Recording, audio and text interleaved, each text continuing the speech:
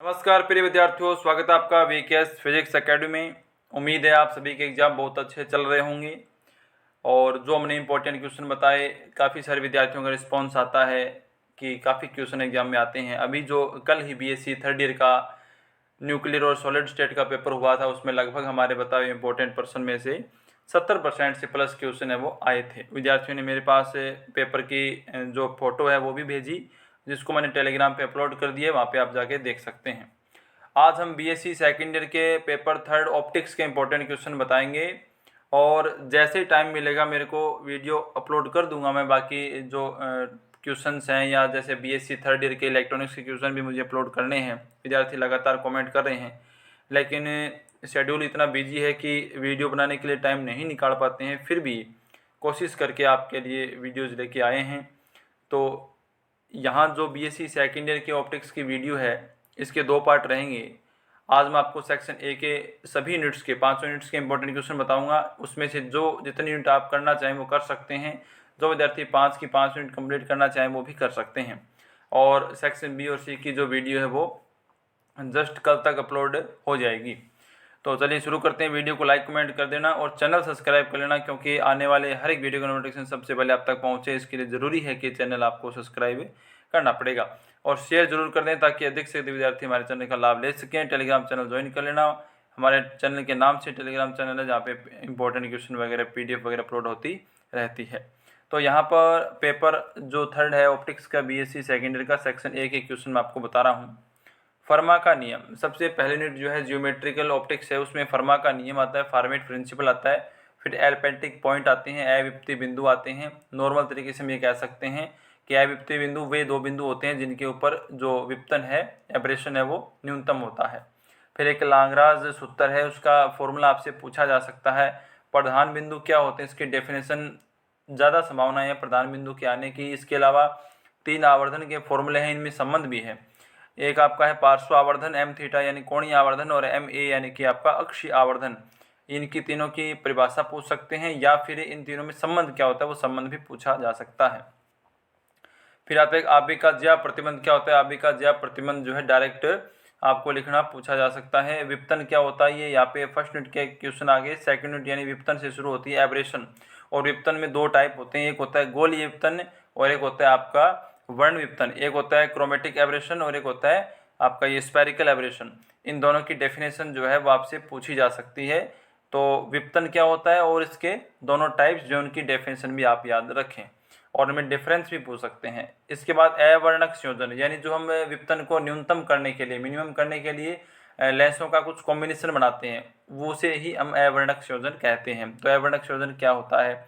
फिर नेत्रिका क्या होती है, आई पीस क्या होती है। और इसमें एक क्वेश्चन आता है कि जो अवर्णकता की एक शर्त होती है, यानी विपतन न्यूनतम होने की शर्त होती है, उस शर्त को कौन सी नेत्रिका पूर्ण करती है। इसका आंसर मैं आपको यही बता देता हूँ, हाइगेन नेत्रिका जो है वो इस शर्त को पूर्ण करती है। तो ये आपके 2 यूनिट के इंपॉर्टेंट क्वेश्चन हुए। इसके बाद यहाँ पे जो व्यतिकरण वाले यूनिट अपनी व्यतिकरण वाली, उसके इंपॉर्टेंट क्वेश्चन हम बता रहे हैं आगे। कला संबंध और अकला संबंध स्रोत क्या होते हैं, इनमें डिफरेंस भी पूछा जा सकता है। एक स्थानिक कला संबंधता और एक होती है कालिक कला संबंधता। इन दोनों की में अंतर या दोनों की परिभाषा पूछी जा सकती है, स्थानिक और कालिक। स्थानिक है वो एक लेंथ से संबंधित है और कालिक जो है वो एक टाइम से संबंधित है। इसके अलावा स्थायी व्यतिकरण की शर्तें क्या होती हैं। मुख्य कोई 2 शर्त पूछ सकते हैं, 1 शर्त पूछ ली, 3 शर्त भी पूछ ली कि स्थायी व्यतिकरण की शर्तें क्या होती हैं। ये व्यतिकरण यूनिट के इंपॉर्टेंट क्वेश्चन रहेंगे। यहाँ पे फिर आगे विवर्तन किया जाती हैं।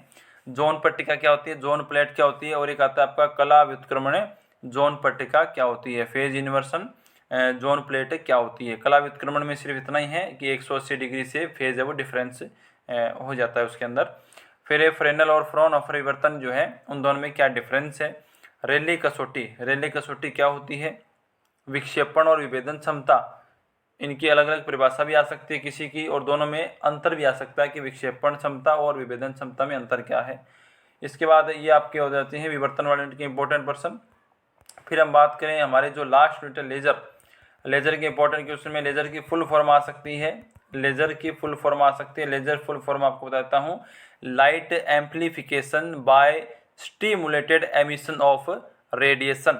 Light amplification by stimulated emission of radiation. एक इसके साथ ही मेसर और होती है, मेसर में बाकी जो यहाँ से जो फुल फॉर्म सेम है, एम का मतलब यहाँ पे माइक्रोवेव होता है, माइक्रोवेव होता है। ये नोट कर लीजिएगा, वीडियो को स्टॉप करके या वापस से रिवर्स करके सुन के ध्यान से लिख लीजिएगा, इसकी फुल फॉर्म में आ सकती है। इसके बाद है उद्दीपित और स्वतः उत्सर्जन क्या होते हैं। लेजर का सिद्धांत क्या है। जनसंख्या व्युत्क्रमण या समष्टि प्रतिलोमन नाम से भी एग्जाम में क्वेश्चन आ सकता है, लेकिन अगर आप इंग्लिश में वर्ड थोड़ा ध्यान रखें, पॉपुलेशन इन्वर्सन बोलते हैं, हिंदी में कैसे नाम इसका आए, इंग्लिश वाला वर्ड आप ध्यान कर लीजिएगा एग्जाम के अंदर। पॉपुलेशन इन्वर्सन क्या होता है, मित स्थायी मेटास्टेबल स्टेट है वो क्या होती है। ये दोनों जो क्वेश्चन है आपके सेक्शन बी में भी आने की पूरी संभावनाएं हैं, सेक्शन बी में भी ये बन जाते हैं, लेकिन सिर्फ एक परिभाषा के रूप में पूछा जाए तो सेक्शन ए में भी इनको पूछा जा सकता है। इसके बाद आइंस्टीन कोफिशिएंट होते हैं, स्वतः उत्सर्जन के, उद्दीपित उत्सर्जन के और आपका यह अवशोषण वाला, इनके तीनों के 3 कोफिशिएंट होते हैं। इनका आपस में संबंध वगैरह ये बड़े क्वेश्चन में बन जाएंगे, लेकिन यहाँ इनके गुणांक होते क्या है, परिभाषा इसके, ये सेक्शन ए में आ सकता है। इसके बाद जो हीलियम नियॉन गैस लेजर होती है, हीलियम नियॉन लेजर होती है, उसमें हीलियम का कार्य क्या है, हीलियम की उपयोगिता क्या है, हीलियम किस कार्य के लिए यूज होता है वहाँ पे, और एक होता है पंपिंग की क्रिया क्या होती है। ये आपके 500 यूनिट के इंपॉर्टेंट क्वेश्चन रहेंगे, और कल तक मैं कोशिश करूँगा कि जो बाकी जो सभी यूनिट्स के जो सेक्शन बी और सी के क्वेश्चन है वो आपको जल्द से जल्द प्रोवाइड करवाए जाएं। और वीडियो को लाइक कमेंट शेयर कर देना, चैनल को सब्सक्राइब कर लेना, अधिक से अधिक विद्यार्थियों तक शेयर जरूर करें, ताकि ज़्यादा से ज़्यादा विद्यार्थी जो है वो हमारे इंपॉर्टेंट क्वेश्चंस का लाभ ले सकें, हमारे चैनल से जुड़ सकें, जिससे कि ज़्यादा से ज़्यादा विद्यार्थियों का फायदा हो। मिलते हैं नेक्स्ट वीडियो में, धन्यवाद।